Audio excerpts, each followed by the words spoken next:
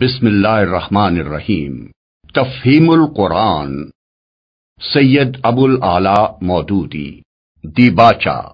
اعوذ باللہ من الشیطان الرجیم، بسم اللہ الرحمن الرحیم۔ مولانا مودودی رحمۃ اللہ علیہ کی تصنیف تفہیم القرآن کے بارے میں بات کریں گے، کچھ تجربات بیان کریں گے، کچھ حقائق بیان کریں گے، اور یہ تمام تر بات چیت مطالعہ تفہیم القرآن اور حاصل مطالعہ تفہیم القرآن کی روشنی میں ہو۔ کسی بھی کتاب کا مطالعہ کرنے کے لیے بہت ضروری ہوتا ہے کہ سب سے پہلے اس کا دیباچہ پڑھا جائے، کیونکہ دیباچے کے اندر مصنف نے لکھا ہوتا ہے کہ وہ یہ کتاب کس نقطۂ نظر سے لکھ رہا ہے، اس میں کیا لکھنا چاہتا ہے، اس کا حقائق کیا بیان کرنا چاہتا ہے۔ یہ تمام تر باتیں جب پڑھتے ہیں تو قاری کو مصنف کی کتاب سمجھنے میں آسانی ہوتی ہے۔ لیکن 99% لوگ جس وقت کسی کتاب کو مطالعہ کرتے ہیں تو اس کو دیباچے کو چھوڑ دیتے ہیں۔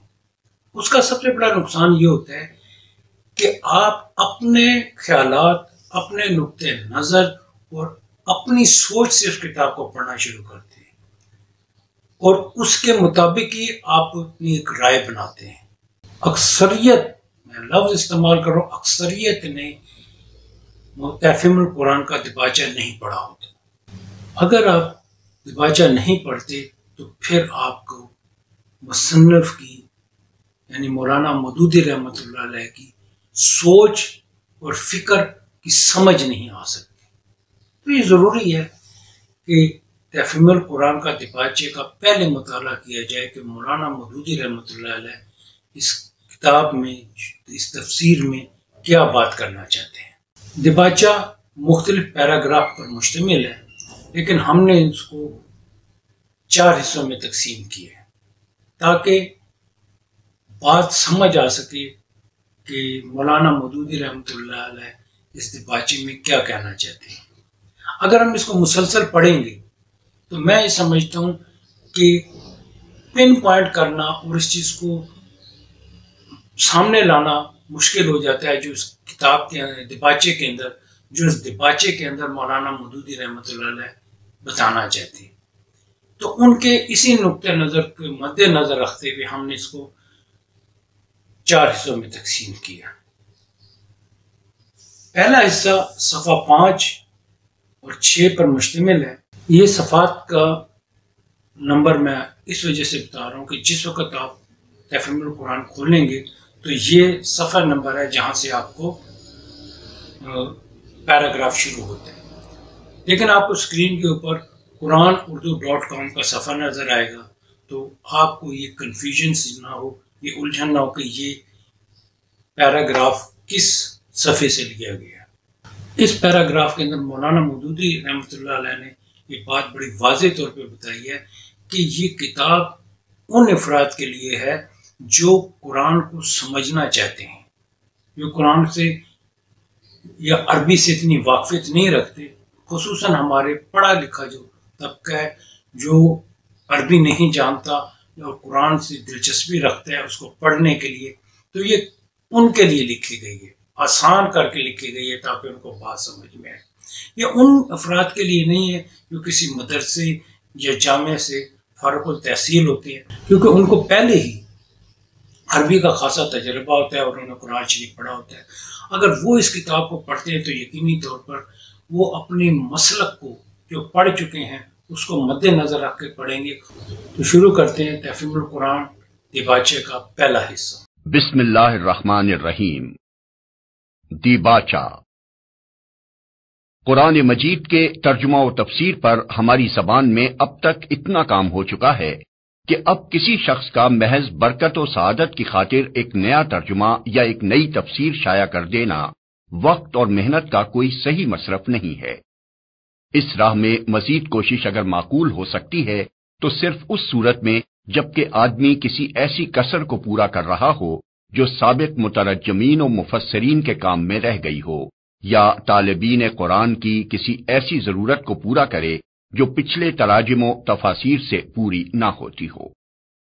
ان صفحات میں ترجمانی اور تفہیم قرآن کی جو صحیح کی گئی ہے وہ دراصل اسی بنیاد پر ہے۔ میں ایک مدت سے محسوس کر رہا تھا کہ ہمارے عام تعلیم یافتہ لوگوں میں روح قرآن تک پہنچنے اور اس کتاب پاک کے حقیقی مدعا سے روح شناس ہونے کی جو طلب پیدا ہو گئی ہے اور روز بروز بڑھ رہی ہے، وہ مترجمین و مفسرین کی قابل قدر مسائی کے باوجود ہنوز تشنا ہے۔ اس کے ساتھ میں یہ احساس بھی اپنے اندر پا رہا تھا کہ اس تشنگی کو بجھانے کے لیے کچھ نہ کچھ خدمت میں بھی کر سکتا ہوں۔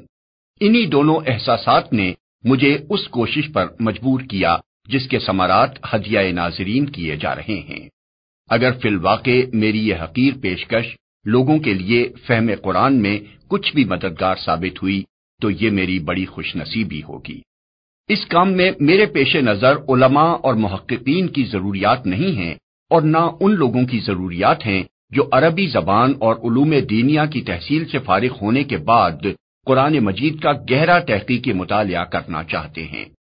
ایسے حضرات کی پیاس بجھانے کے لیے بہت کچھ سامان پہلے سے موجود ہے۔ میں جن لوگوں کی خدمت کرنا چاہتا ہوں وہ اوسط درجے کے تعلیم یافتہ لوگ ہیں جو عربی سے اچھی طرح واقف نہیں ہیں اور علوم قرآن کے وسیع ذخیرے سے استفادہ کرنا جن کے لیے ممکن نہیں ہے۔ انہی کی ضروریات کو میں نے پیش نظر رکھا ہے۔ اس وجہ سے بہت سے ان تفسیری مباحث کو میں نے سرے سے ہاتھ ہی نہیں لگایا جو علم تفسیر میں بڑی اہمیت رکھتے ہیں مگر اس طبقے کے لیے غیر ضروری ہیں۔ پھر جو مقصد میں نے اس کام میں اپنے سامنے رکھا ہے وہ یہ ہے کہ ایک عام ناظر اس کتاب کو پڑھتے ہوئے قرآن کا مفہوم و مدعا بالکل صاف صاف سمجھتا چلا جائے اور اس سے وہی اثر قبول کرے جو قرآن اس پر ڈالنا چاہتا ہے۔ نیز دوران مطالعہ میں جہاں جہاں اسے الجھنیں پیش آ سکتی ہوں وہ صاف کر دی جائیں اور جہاں کچھ سوالات اس کے ذہن میں پیدا ہوں ان کا جواب اسے بروقت مل جائے۔ یہ میری کوشش ہے۔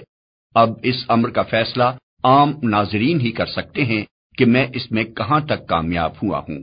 بہرحال یہ حرف آخر نہیں ہے۔ ہر ناظر سے میری درخواست ہے کہ جہاں کوئی تشنگی محسوس ہو یا کسی سوال کا جواب نہ ملے یا مدعا اچھی طرح واضح نہ ہو رہا ہو، اس سے مجھے مطلع کیا جائے تاکہ میں اس خدمت کو زیادہ سے زیادہ مفید بنا سکوں۔ علماء کرام سے بھی میں گزارش کرتا ہوں کہ مجھے میری غلطیوں سے آگاہ فرمائیں۔